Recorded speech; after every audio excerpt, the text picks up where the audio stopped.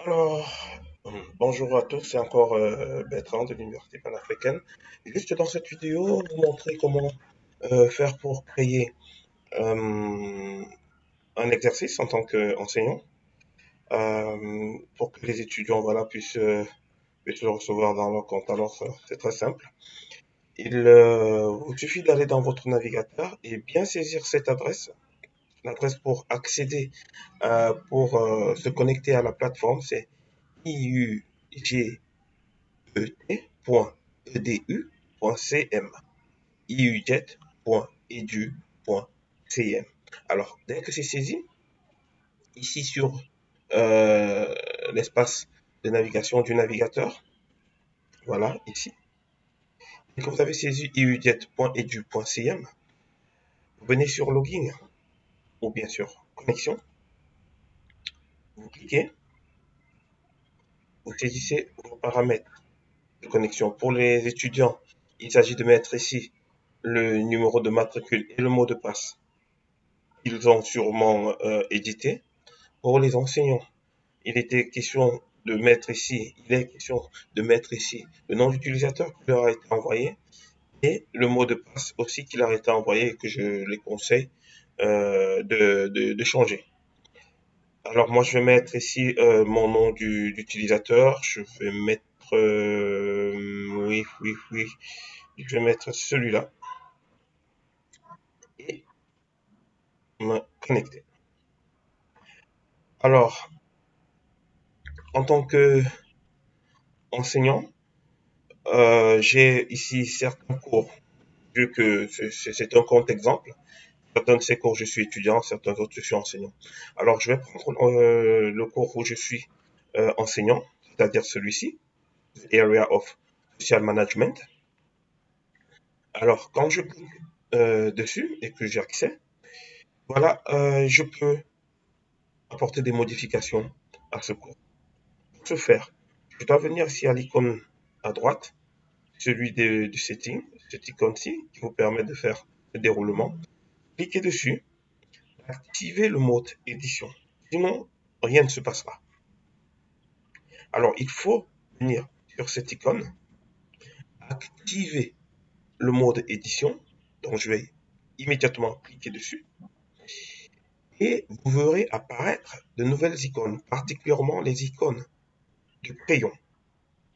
Je vais dire éditer. OK? Quand vous voyez apparaître ça, ça veut dire éditer. Vous verrez aussi apparaître en bas, à votre droite, ajouter une activité ou une ressource à chaque section.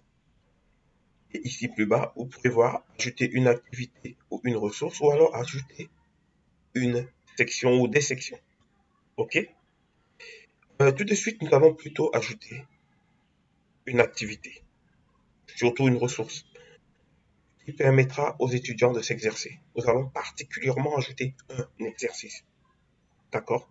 Une ressource d'exercice, si vous voulez. Alors, vous cliquez dessus, sur ajouter une ressource. Vous spécifiez, en réalité, vous ajoutez une ressource à une section.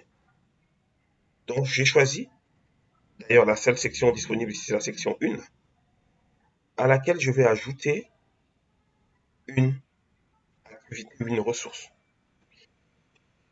Vous avez cette fenêtre ajouter une activité, une ressource qui s'affiche et vous choisissez l'option exercice parce qu'il y a plusieurs options ici. D'accord? Vous faites défiler. D'accord? Et vous pouvez voir qu'il y a beaucoup d'options possibles. Nous allons prendre l'option devoir. Moi, j'ai appelé tout à l'heure exercice, mais c'est devoir en fait. Vous cliquez dessus, vous cliquez sur ajouter. D'accord? Et vous avez cette fenêtre qui vous permettra d'ajouter la ressource et de faire une petite description de l'exercice. D'accord? Moi, je vais appeler ça exercice du cours.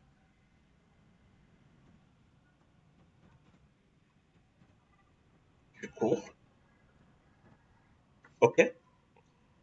Et ici, plus bas, vous pouvez mettre « description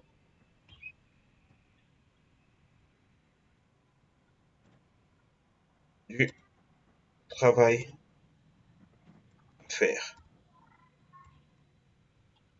OK? Description du travail à faire. Et un peu plus bas, vous déposez le fichier que les étudiants auront comme, comme ressource. D'accord?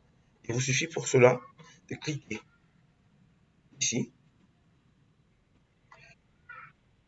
de choisir l'option, parce qu'il y a plusieurs options ici. Vous avez fichier disponible, vous avez fichier récent, vous avez déposé un fichier. Alors, vous cliquez sur déposer un fichier, choisir un fichier.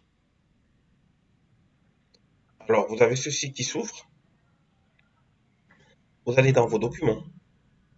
OK? Vous choisissez le fichier que vous voulez appeler, vous voulez mettre en ressource. Moi, je vais chercher un fichier. Je vais prendre celui-ci. Ça peut être... ouais, je vais prendre celui-là. Ouais. Alors, vous cliquez sur Ouvrir. Et puis sur Déposer ce fichier. OK? Donc maintenant, ce fichier, il est disponible pour, pour vos étudiants en tout cas.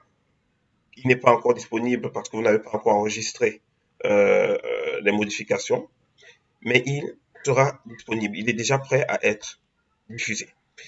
Alors, pendant combien de temps est-ce que ce devoir devra être disponible? C'est-à-dire à partir de quel moment est-ce que les étudiants peuvent euh, remettre leur travail et jusqu'à quand est-ce qu'ils peuvent le remettre? D'accord? Alors, ici, vous autorisez la remise dès une certaine date. Par défaut, le système vous propose la date du jour où vous avez posté le devoir, OK? Il vous propose aussi une date de fin. En général, ça tourne autour d'une semaine. Bon, dans ce cas, il nous propose une semaine. Vous pouvez modifier, OK? Vous pouvez préciser l'heure, d'accord? Et, et puis, voilà, vous pouvez valider, d'accord? Vous cliquez sur valider, vous pouvez laisser les autres options pour un début inchangé, tout ça va. Et vous cliquez sur enregistrer et revenir au cours, d'accord? Vous avez donc ici l'exercice du cours qui s'est ajouté, ok? Alors tout étudiant qui aura accès à ce cours recevra cet exercice posté. Je vais vous montrer un peu. Je vais changer de rôle, d'accord? Et pour ce cours, prendre un autre rôle, devenir étudiant. Ok. Alors tous les étudiants pourront avoir cet exercice sur leur panel à droite. Je reviens au tableau de bord, voilà. Ok. Au niveau de la chronologie, cet exercice apparaîtra ici à droite pour l'étudiant. Il a un exercice de cours qui doit être remis au plus tard le samedi 2 mai 2020. Voilà. L'étudiant n'a qu'à cliquer. L'exercice est là. Le statut est non évalué. D'accord? Et télécharger le fichier en cliquant directement ici. Et le fichier est téléchargé en bas. Il traite l'exercice. Et dès que c'est fini, il ajoute son travail. Ça veut dire qu'il le remettra en cliquant sur ce bouton.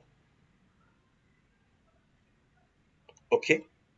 Il va donc chercher aussi un fichier dans son poste. Il va prendre son exercice. Je je reprends le même fichier. On va supposer ici que c'est l'exercice, le travail à remettre. OK. Déposer le fichier. D'accord. Et puis, tout simplement, enregistrer. Et puis, voilà, le statut change, remis pour évaluation.